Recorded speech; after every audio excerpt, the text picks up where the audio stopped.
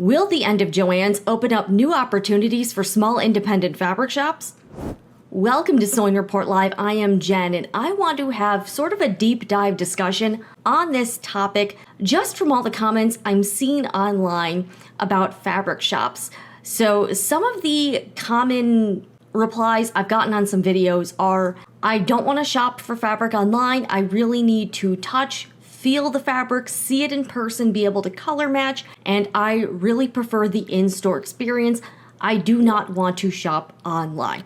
So I've seen that quite a few places, and the other sentiment I'm seeing from some of us in the community is, well, maybe the silver lining with Joann's going away is that it could open up new markets for fabric shops, quilt shops, and for smaller independent businesses. So this is going to be a really chatty, sort of cozy video. So just to warn you, I can talk a lot. And I also want to emphasize, this is my opinion. This is commentary. You may not agree with everything I say, but I want to explain in a roundabout way why I'm not really convinced that's the case. And I don't know if we will be seeing more opportunities for independent brick and mortar stores selling fabric, quilting supplies, and I'm going to go into this as a sewing content creator. I've been doing this since 2016, and as someone who sells fabric on Etsy via an e-commerce shop. And I'm going to be sharing numbers, a lot of just business experiences, and we're really going to get into it. I'm shooting this right after I shot the video about the Joann's auction ending, and I'm just kind of in the mood to talk about this, and I've been wanting to do a video of this nature for some time. You're welcome to leave comments and let me know what you think. Again, I do ask that you be respectful. I do have some community guidelines posted in the pinned comment, so please make sure to follow all of the community guidelines. Otherwise, let's just please be cool, guys. I want to first bring up my Etsy shop here. Now, I have been selling on Etsy for, I think, since about 2021. And I'm just going to tell you right off the bat, this is an online-only store. I operate it out of my house. This is a complete solo endeavor. I don't have anyone helping me with this. I got this all set up myself. And if you have any business questions, you're also welcome to ask, and I'll try to answer the best I can. I don't consider myself an expert. I am self-employed, and I have been able to do this for the past 7 years. And I'll just start off by saying my Etsy shop probably kind of breaks even. It's not a real money maker. I'm really glad I'm doing it, but it's not something that generates a huge profit. I've actually shared my numbers in a previous live stream I did, and it kind of just breaks even. So this is my shop. I sell fabric, I sell notions, supplies. When I first started the Etsy shop, I wanted to sell sewing kits with all of the fabric cut out for the project. I was like, well, this will make it really convenient for people. They can get the kits, and all they have to do is pull everything out, and they don't have to cut out all of the pieces. Everything's all set to go, so you can get to the fun part of sewing. Now, I will say I've kind of phased the kits, I called them ready to sew kits, out, and I'll tell you why. It's because there was a ridiculous amount of labor involved with preparing the kits, and I wanted to price them at a level that wasn't crazy expensive. So I think I severely underestimated how much time it would take me to cut out all of the fabric. It took me forever. Like, it would take me 3 to 5 days to cut out a bunch of fabric for maybe, like 15 to 20, like, not exactly sure if that's accurate, but it took forever. And when you are when you're self-employed and you're a content creator, you make money by producing YouTube videos. So all of the time I spent preparing the sewing kits, I wasn't making content, and it was just a lot more labor intensive than it made sense. So since then, I've sort of transitioned a bit more to selling some pre-cut bundles where I actually cut out the fabric myself. What's the best thing for me is I do work with a few like wholesale companies and fabric companies The best products for me in terms of fabric, the factory pre-cuts.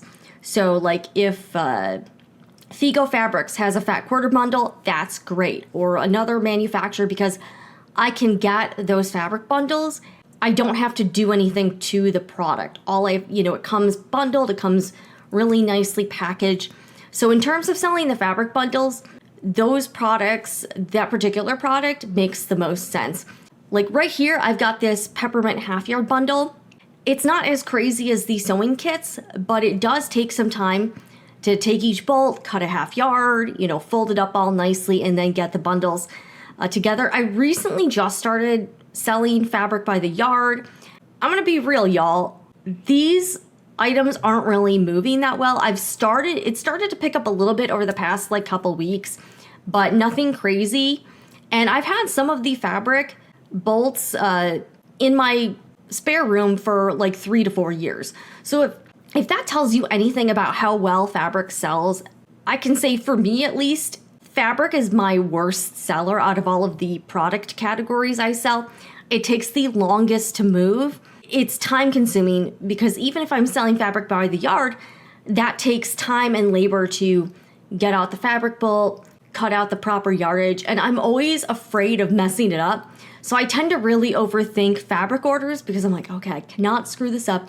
I cannot screw this up. So I do have some bundle, and again, these fat quarter bundles I have cut myself, and they take forever. I have some with 7 or 8 different cuts in there, and it'll take me an entire day to make, 8 to 10. And that's a long time. So factoring in the fabric price with my time, it just starts to make less and less sense versus a product like these marking pens here, where I don't have to do anything to the product to prepare it to sale. I just, I just have to mail it out. So some products are just easier to deal with. So even though the profit margin might be the same for various products, because I have to do preparation with getting the fabric to cut, it just ends up eating a lot of time. In terms of how much it costs, it varies by manufacturer, but sort of the going rate with quilting cotton right now, I would say is about $6 to $6.50 per yard. And that's per about 15 yard bolt. Let's say it's $6.50 per yard. There's 15 yards on the bolt. The manufacturers, they pretty much all charge freight costs or shipping on each one. So it usually averages around $7 per bolt. So that essentially adds about 50 cents per yard to my cost of goods of the fabric. So my actual cost of goods for the fabric ends up being about $7 and not $6.50.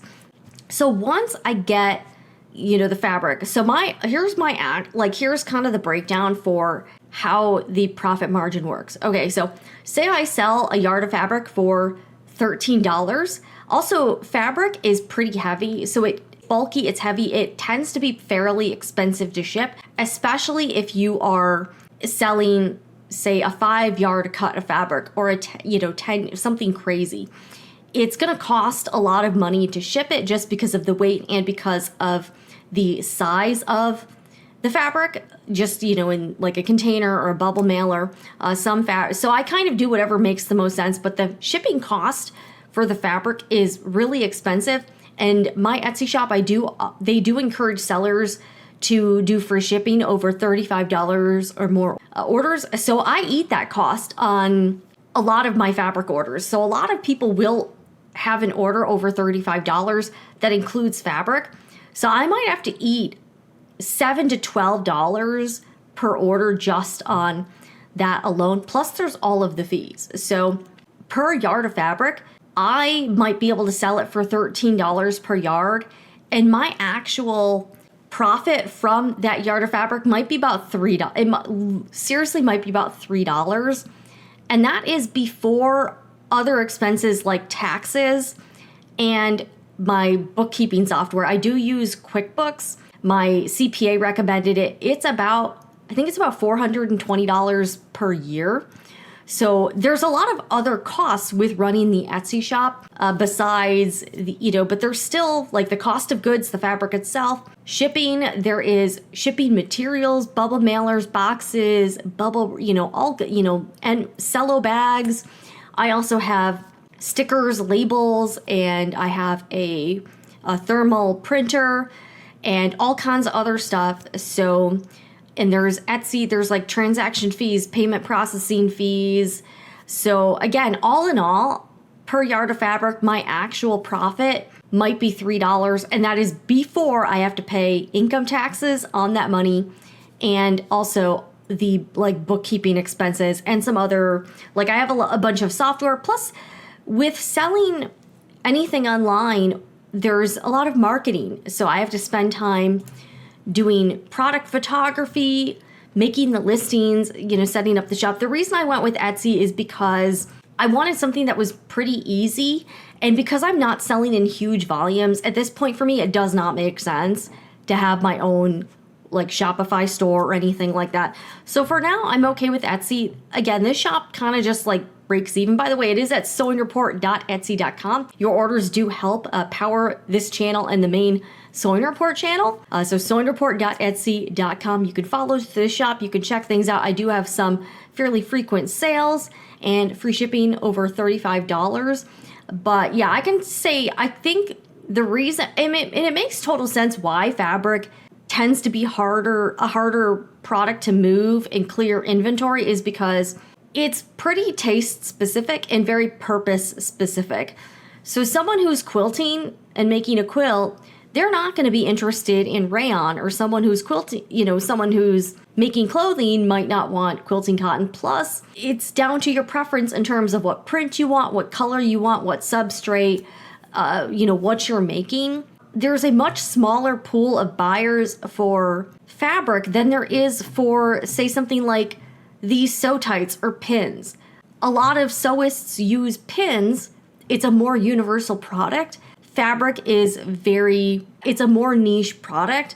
It's definitely my worst selling category on the whole Etsy shop. I just wanted to break down why things cost the way they do on Etsy, some of my costs. So if you think my profit margin is small, imagine how much less it is if I had a physical brick and mortar store. Even though I do have quite a few expenses with an Etsy shop, this is run out of my house, I don't have a physical location. So once you get into the physical location, then you get all these other fixed, very hefty costs. You have rent or a mortgage on a location. You have utilities, internet, water, heat, air conditioning. There's definitely going to be insurance costs. You also have to have some sort of a payment processing, like a POS, a point of sale system. Even if you just sell in store, you're going to have credit card payment processing fees to deal with. A lot of quilt shops and fabric stores also maintain some sort of e-commerce website as well. So they have those costs. They probably have to pay an accountant. They may have to pay staff.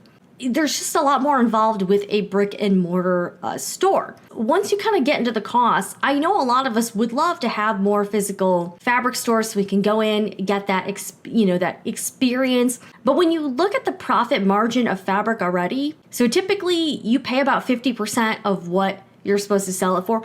Now, sometimes the manufacturers I work with do offer some decent sales, and that does help. If I can get the fabric on sale, it allows me to not have to worry as much. Plus, I can run sales on the fabric and still, not take a loss. So I think the thing with brick and mortar fabric stores is, one, we've already seen a lot of quilt shops and fabric stores struggling. In fact, I've talked to a former quilt store owner, actually we've seen a lot closing.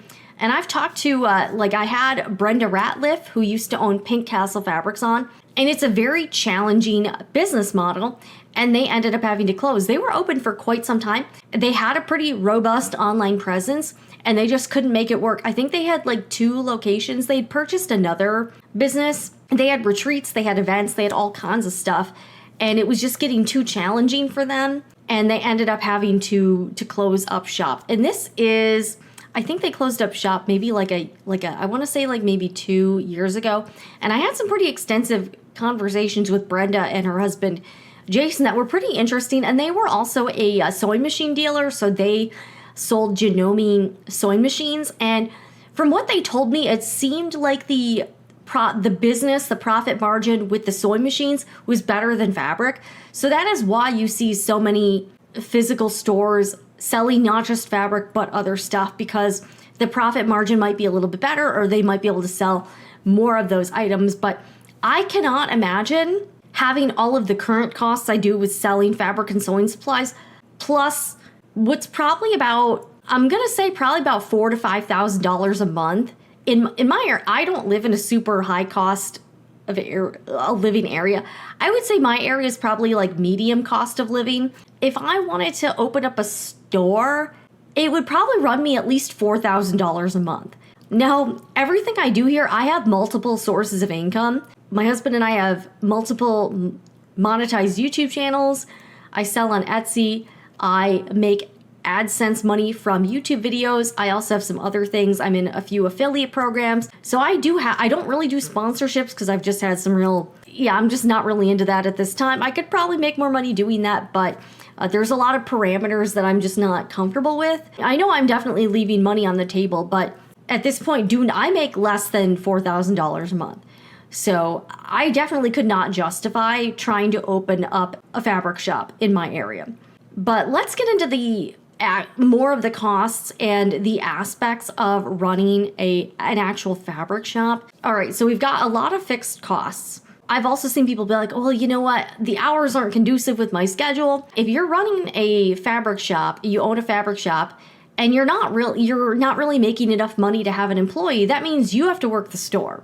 And how many hours are you going to dedicate yourself to working in the fabric shop? So I know quilt shops and fabric shops can have somewhat limited hours, or certain days they're not open. They're also looking at it like, if I'm not getting a lot of foot traffic on these days, it might not be worth being open on these days.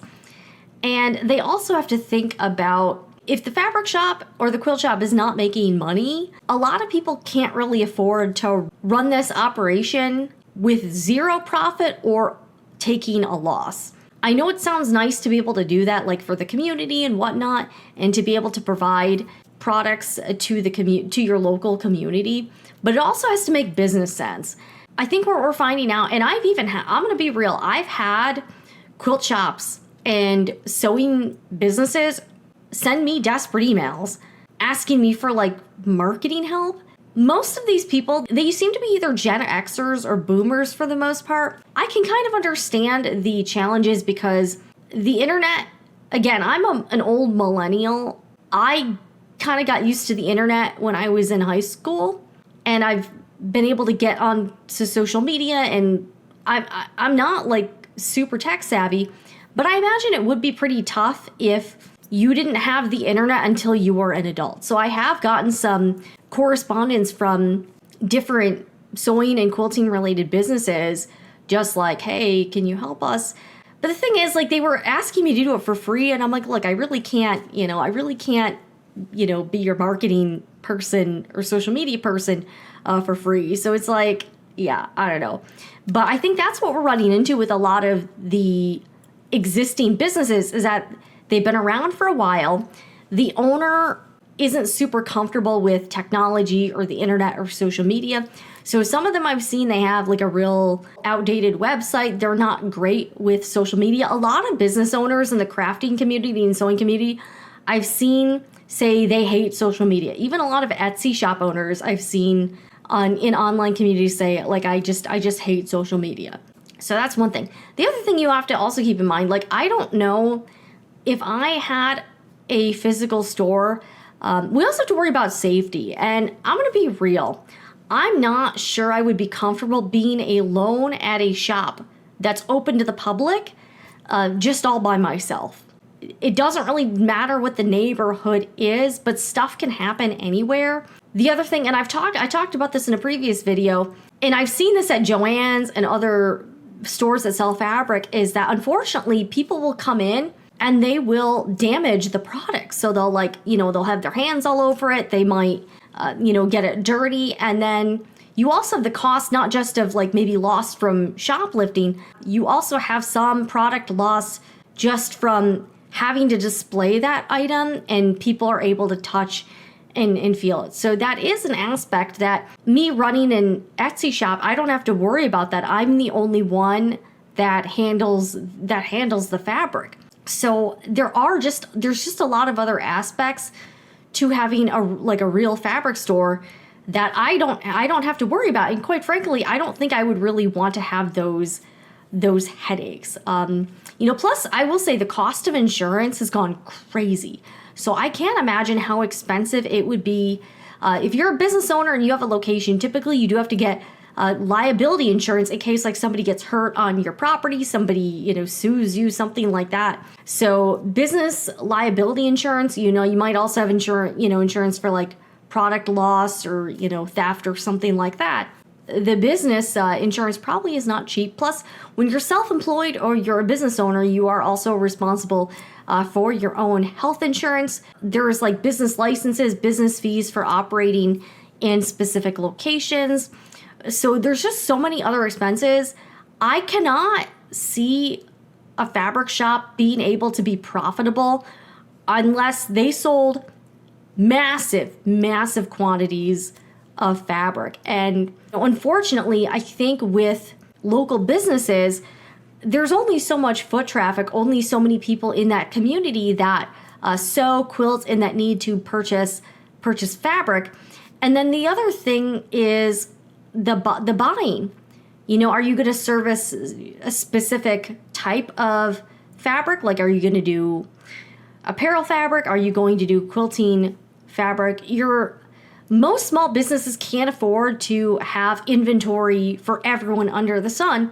So you do have to carefully curate your fabric offerings, and it may not be for everybody. So how many quilters are there in your local community? How many people sew clothing?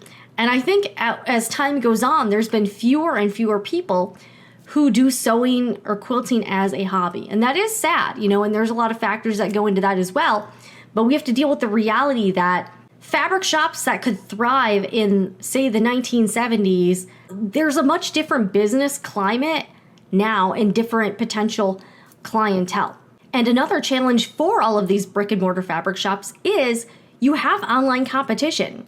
So you're not only competing with other similar businesses in your community, but you're also competing with someone like me who has an Etsy shop. You're also competing with the big chains. Walmart sells fabric. Joann's did sell fabric. And the benefit that Joann's and like Walmart have as large chains is that they can probably get better deals on everything. They can buy in large volumes, get better prices. They can spread their costs out over hundreds of locations. They don't have to worry if one store is not as profitable, you might have another one that can kind of carry the load. But with the demise of Joann's, obviously even a large corporation was not able to make a fabric store work. Now, we can criticize Joann's business decisions. There's a lot we can rip apart. They've obviously made a lot of missteps and mistakes with the management and with how the stores were operated. But I think two things can be true. Joann corporate could have horribly mismanaged and run all of the stores, but also the fabric business in general can also be challenging. And I think that's the thing is that even if customers don't have Joann's as an option anymore, is that enough business to sustain a local fabric shop with like a small independent owner? I really don't know, and I'm kind of leaning towards not really. And I wish I could say otherwise because I do, I like fabric shops. I really would hope that a community could support a fabric shop, but that, it's very challenging and we're not really seeing a lot of optimism in this area. Now, I want to bring up one exception. This is an outlier exception, but this is a business with an online presence and with physical stores, and I want to use this as a case study for why this is working. Now, you might be able to guess, but I am talking about Missouri Star Quilt Company. When I first was learning to quilt, I actually found Jenny Doan's channel, And her videos were great. They were very helpful. And I credit Jenny with helping me and my husband to learn how to quilt. Now, Jenny started her, I believe, she had a pretty cool backstory where I think she was like retired or something, and then she wanted to start a quilt shop. Let me try to find the about section. They wanted to start a quilt shop in Hamilton, Missouri, and her family helped her with the business. And I think it was her son that helped her do the YouTube channel. And quite frankly, the YouTube channel doing so well is a huge factor in why Missouri Star Quilt Company is so successful in 2025. I'm going to tell you why. So Jenny, let me see her YouTube channel. Let me see how many subs. I think she's close. She might be at 1 million already. All right, let's see. I mean, she's doing amazing. Okay, so the channel is getting very close to 1 million subscribers. There are not very many quilting channels that are this. I think she might be the biggest quilting channel on YouTube. So this is a massive online presence. Her growing the YouTube channel was an incredibly smart business decision. She's very active on social media. She also has other people on the channel as personalities. And I think this is an example of what you need to do right if you want to succeed as a fabric shop, a quilt shop in 2025. So here's what I want to point out. So Missouri Star Quilt Company, massive, very sizable social media and online presence. They have a great website. It's very designed well. They sell their own products now. So they not only sell other manufacturers' products, but they sell a lot of things that they've gotten manufactured for Missouri Star Quilt Company. So they've got a massive online presence. But the other thing I want to point out is that they created, not only do they have a brick and mortar, they have many buildings, I believe. Not only do they have an actual physical fabric store, but what they did successfully is they made Missouri Star Quilt Company a destination. So they're going to get foot traffic not only from their local community. Hamilton, Missouri, they had 1,500 people. I will say this, if Missouri Star Quilt Company had no YouTube channel, no social media presence, and it was just like a regular quilt shop, I don't know how sustainable and profitable that would be. The reason behind the massive success is the YouTube channel, social media presence, digital presence, website, but also that they were able to make their whole Quilt Town like a landmark for quilters. So I wanna hopefully this can inspire you if you are a business person or you're thinking about doing a fabric shop or you have a fabric shop and you're trying to improve things. This is the model to use. You want to have all of those things. And I'm going to be real. If you hate social media and you don't like internet stuff, I do think it's going to be very hard for you to survive long-term as a fabric business without doing that. You should use this as a model. Not only do they don't just get people from Missouri, they get people coming from all over the world to take a vacation. They have Airbnbs and stuff. I think some of the family members own Airbnbs that you can rent out. So they've created this entire cottage industry just around the quilting business, and they made it someplace you want to go. They have events, they have retreats, they have all kinds of stuff. So I hope you can take this as inspiration of, even if you're not doing it on this level, if you can even do a fraction of this, it might make all the difference with your fabric shop, with your quilt shop. But such an amazing story. So they've been in business since November of 2008. They're doing amazing. And it's the combination of all of these things. So I know a lot. And that's the thing. I want to point out, though, that Missouri Star Quilt Company is an outlier exception. I don't think there's any other quilting business that is doing nearly as well that has, there are some online, definitely some online businesses, but Missouri Star Quilt Company is really the sterling model for what you should try to do. And I'm going to tell you, if you are here in 2025, you have a fabric store, you have a quilt shop, and you are dragging your feet with social media and with having a digital presence, you're going to have to make that pivot and figure that out if you want to keep growing, because this is becoming an increasingly digital world. I mean, I'm not going to get, but like you're also competing with Amazon. I hate to say it, but the Sheins and like the Temus and the Alibabas, I know I don't support those companies, but that is who you're competing with. And it's going to be really, really hard for you to sustain a business if you only have a physical storefront with no digital presence. How are you going to get people in the doors and you don't have enough of a local foot traffic to support that? Now, would I open up a fabric store? No, I would not. At this point, a lot would have to change with my own business for me to even, I'm not going to say I would never do it because, you know, you never know. I really don't see opening up a fabric shop as anything that would be remotely feasible in the near future, just for all the reasons I laid out, all the costs. Again, there's just so many moving wheels. I don't see that as something I would plan to do anytime soon, unless something drastically changed for my situation. So I hope you found this information helpful. I know this is like a very, long, rambly video, but this is a topic I've been wanting to touch on for quite some time. And I thought, hey, why not now? Let me know what you think down below in the comments. I'm probably also missing some of the other stuff I wanted to talk about, so maybe I'll do another one. But I'd love to hear what you think. In conclusion, I don't know if I see Joann's going away as opening up a door for other independent fabric shops, just because of the business climate. Oh, plus we haven't even gotten into the economy, but everything's so much more expensive. And a lot of people are having to cut back their discretionary purchases. People don't have as much disposable income to spend on things like hobbies. Plus we haven't even gotten to the fact that a lot fewer people are sewing now than they did like 50 years ago, and the cost of buying clothing versus making it is usually a lot less. So sewing used to be a more utilitarian activity, and now it is more of a luxury hobby at this point. So there's a lot fewer people who do it, and that's also going to affect